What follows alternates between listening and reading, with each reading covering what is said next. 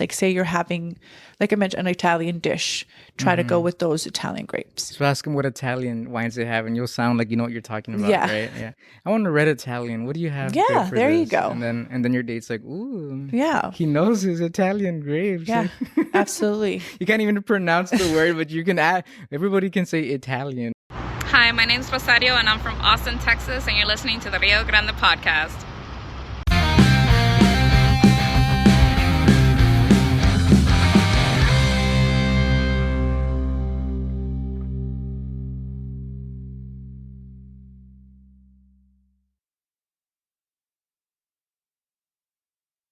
All right, guys. It's another week on the Rio Grande podcast. Welcome back. My name is Sam. I don't say that very often. And this week, it's a little bit of wine talk or wine 101 or it's a wine week, right? We're going to wind down today. We're going to have some wine talk for you guys with Miss Myra Anzaldua. So thanks for being with us today. Thank you for having me, Sam. Appreciate it. We've been trying to get this going for a while, but we're here now. Right, so Myra is she runs and owns Doce wine shop, guys. In case anyone has called it Dolce like myself, Doce wine shop. And you're in the middle of transition right now, right? So yes. Okay, so because I went to your shop in McAllen, and now we're heading to Mission. Yes. Okay, I'll be going to Mission by Conway and Tom Landry. There's going to be a Mercado. It's called Mija Mercado, and I will be inside that building.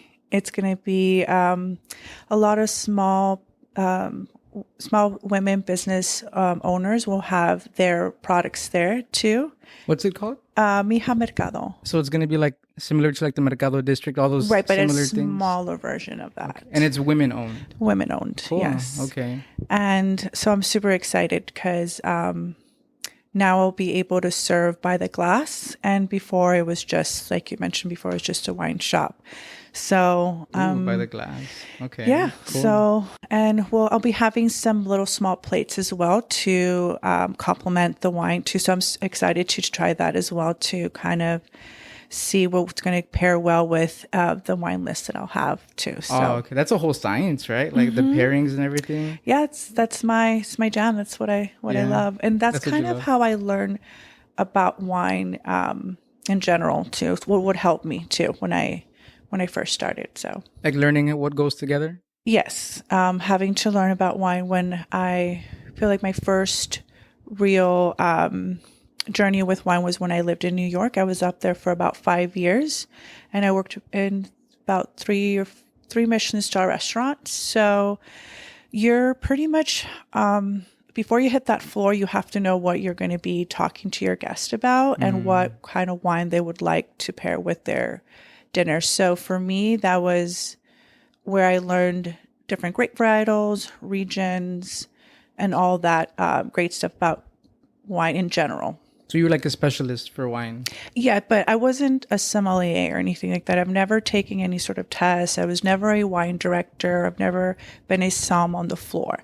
I just learned on my own. So one of the things that attracted me to Myra's work and business was that I found her on Instagram, I think, Dolce Wine Shop, right? And first thing I saw was organic and biodynamic wines.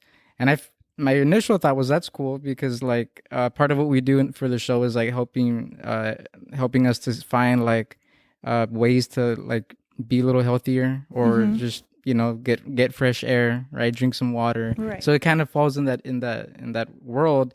But then I realized like that's what you focus on, right? It's not just like you have an organic section. That's literally what you're all about. Right. I don't have, so there's organic wine out there that's going to say it's organic, but it's not.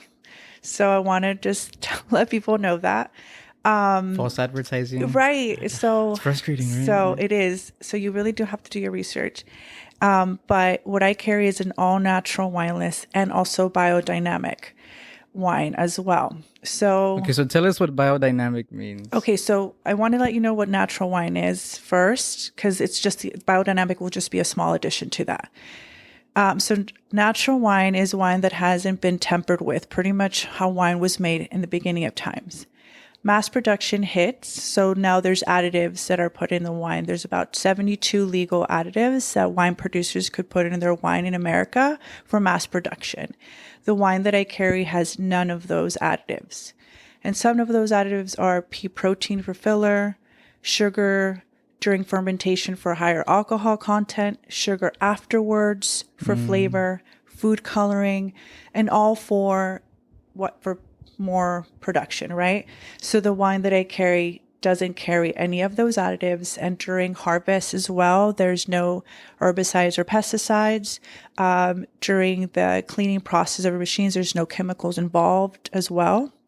So that's pretty much what's the difference between the conventional wine that you find out there that's just made mass production with all those additives, and then the wine that I carry is clean, zero, just wine that's just alive from time, and how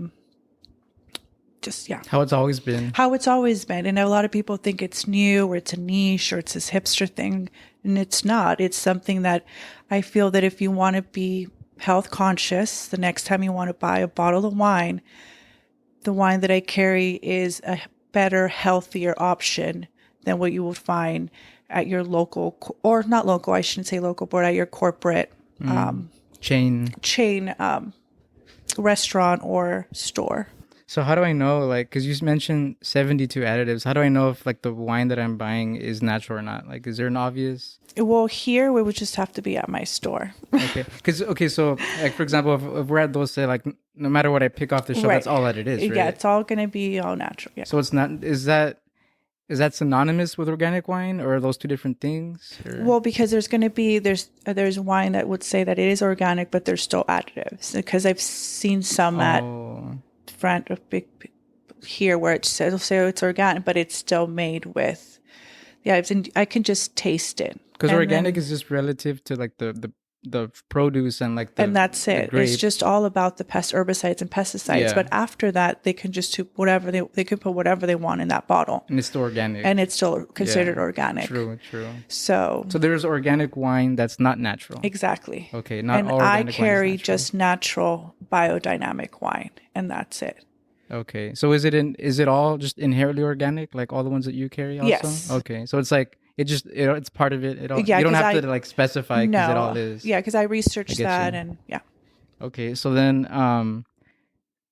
not all natural wine is biodynamic then, right? Yes. Okay, so biodynamic is, I don't know if I'm asking dumb questions. No, you're not. Okay. So biodynamic is just the only addition to that. It's all natural wine, but it's made in a lunar cycle. So they harvest whenever there's the full moon, or depending on the month of harvest. So that's pretty much what it is. It's not this, it is kind of scientific and kind of goes out, but it's just. Is that more like a traditional thing then? It's just another addition to getting your wine to come out as clean, and it hits ultimate peakness. And that's what that's the aim, to make it more like clean, pure? Yes. Okay. So as peak, as far as like if you feel like fruit? If you are into like the lunar cycle, and you feel the energy, if you're into like, full moon and the energy of all that, that is why it also does to the growth of the grape and the whole process. So like, does it impact flavor? Like, can you taste biodynamic wine? I feel like I can. Yeah. I feel like I can. Okay. Is that like because you've developed your palate, or? Yeah, because mind you, when I lived in New York, I would go to a lot of tastings, warehouses full of tables full of different wines. As a hobby, or? Well, for work, yes, and for a hobby, absolutely as well. So when I first tried natural wine, I can really taste the difference. It's just doesn't have this weird like vinegary taste to me that I sometimes feel. It tastes a little bit more alive to me. Natural wine. Yes. Okay. And okay, so I'm still thinking about the biodynamic one. That's interesting, because like a lot of times we don't, like, you kind of have to put yourself to the test, right? Like, I think of even like soda, like, can you like, if you're blindfolded, can you really tell what this is? The difference. But like, there is a big distinction in like, yes, with like flavor. I was gonna say performance, but like, I think flavor. so. Yeah. I believe so. Yeah.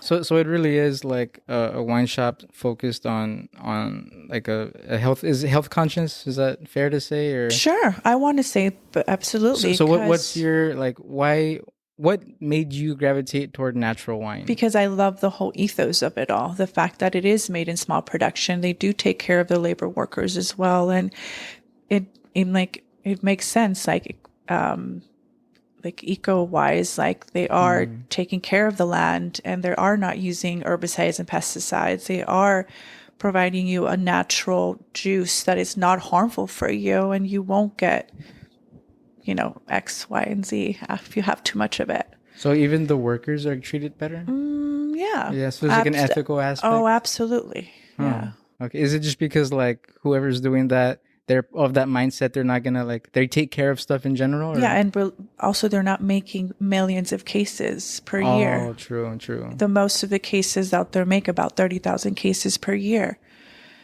I have a wine right now that's Chardonnay Pinot from Wonderland Ranch in California. It's about 470 cases were made in 2021. It's Okay. a super small production. And you carry that.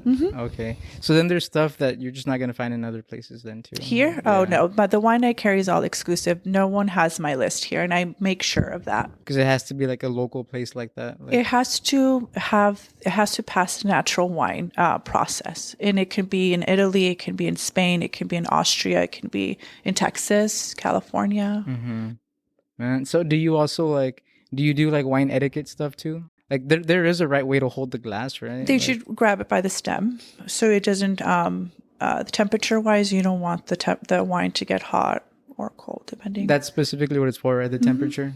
Yeah, And you don't then want it to you- warm up. yeah. Like the body heat, your hand. Yes. So like, is it just like that, or okay? And I know Do you you have to have your mentioned- pinky out, or If you want to be bougie. yeah, is that part of the game? Yeah. Yeah. Okay, so you swirl it to smell, to get the notes better, and you hold it with a, what is there anything that like irks you, like wine etiquette that you like is They common? hold it when I see fingerprints on the glass, it's kind of like, Oh, that's a no. Oh, For because me. isn't like, I've seen people like, I thought it was fancy to hold it like that, like you know what I'm talking about, Yeah. like but that's just it's like a cognac glass. Yeah. like that's ones without a stem, right? Like Right. if it has a stem, you're You not supposed to shouldn't, do that. yeah. I don't like the fingertips on it, especially when you're eating and then you're going to touch the glass Yeah, and then it yeah. stays there. So when you and see I think finger- that's probably from my Michelin star, like kind of like experience and having yeah. to put the glass where it's supposed to be and like the knife and everything, and you clear from the left serve and all that.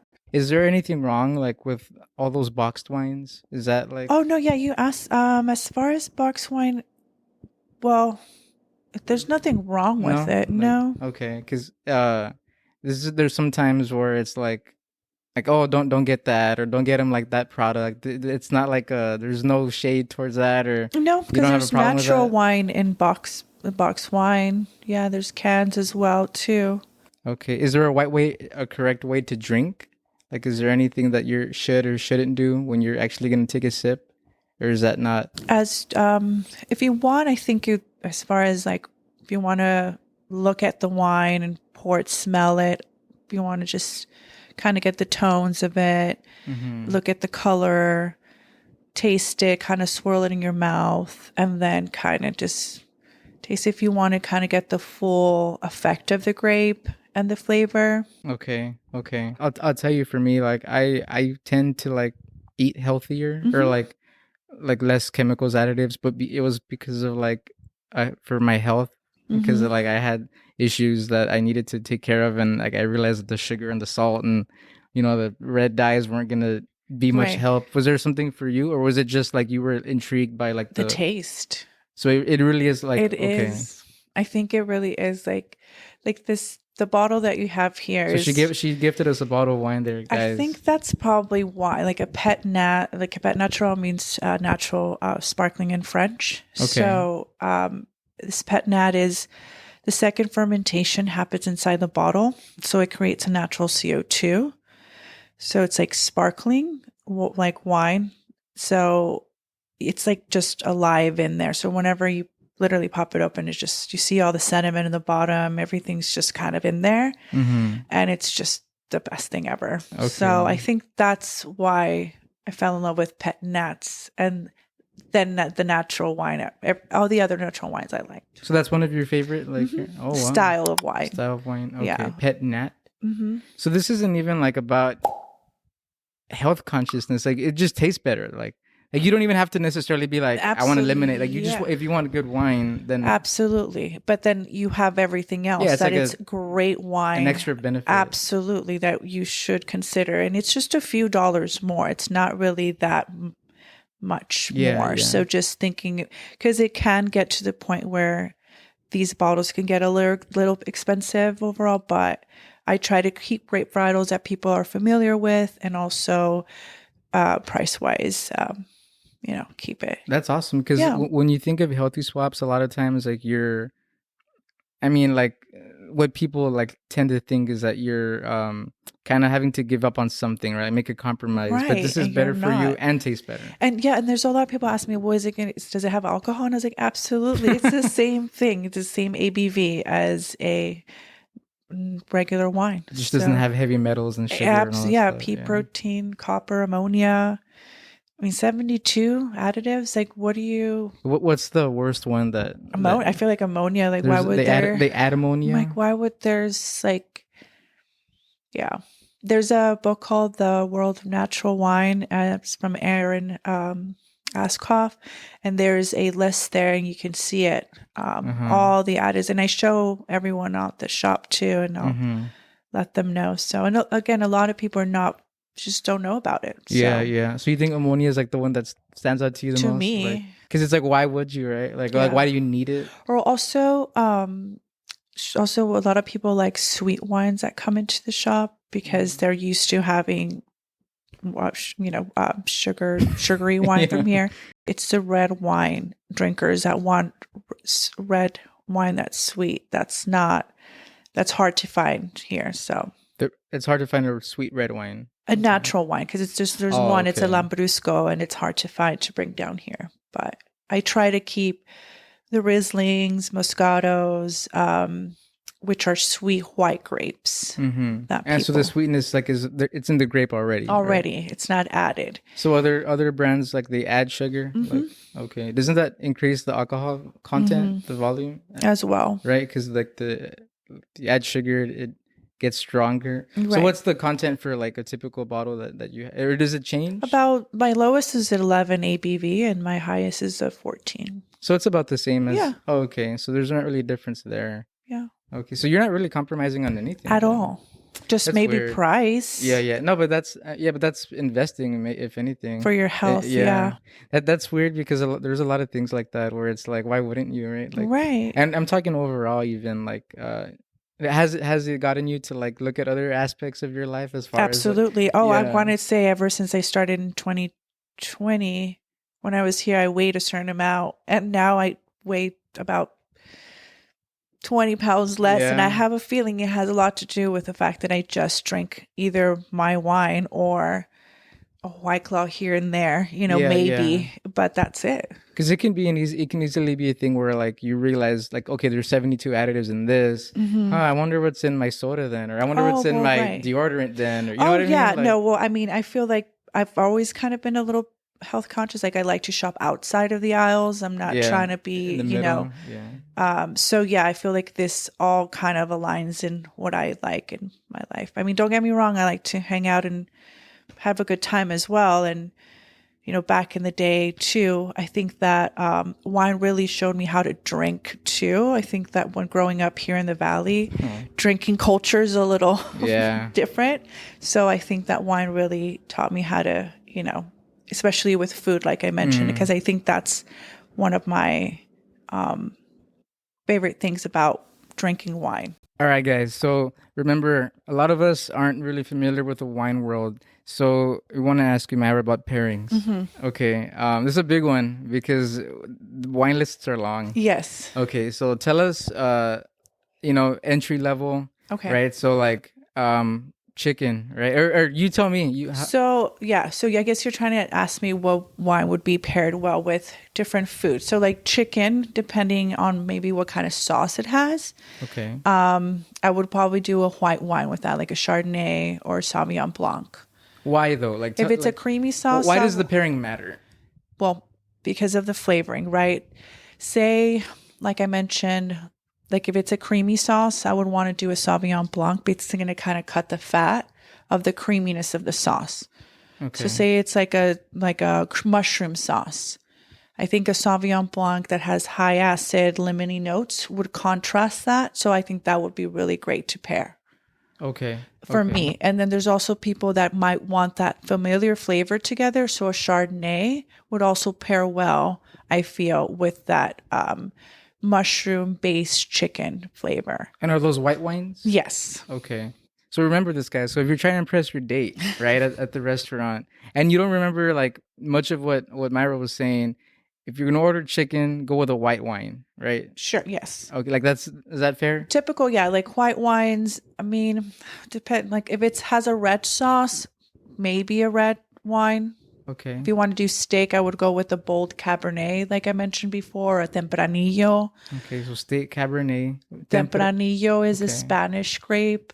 It's very popular here too. I feel there's a lot of Tempranillos here. Are those still whites? No, reds. Okay. Oh, now we're talking about Sorry. reds. Okay. So, like I mentioned before, like if you want to do a red steak, a steak, you can do a Cabernet Sauvignon Blanc, which is a red, bold wine. Okay. Also, a Tempranillo would be good, like I mentioned. A Malbec would be good with a steak. Pizza, red sauces like pasta. Malbecs, Sangiovese would be good. A Chianti would be good with that. Kind of go with the Italian grapes because it's Italian food. That's also kind of what can help you to pair your foods as well. That can also help. Like say you're having, like I mentioned, an Italian dish. Try to go with those Italian grapes. So ask them what Italian wines they have, and you'll sound like you know what you're talking about, Yeah. right? Yeah. I want a red Italian. What do you have? Yeah, good for there you this? go. And then your date's like, ooh, Yeah. he knows his Italian grapes. Yeah, absolutely. You can't even pronounce the word, but you can add. Everybody can say Italian, right? So Yeah. Okay. So that's a good one.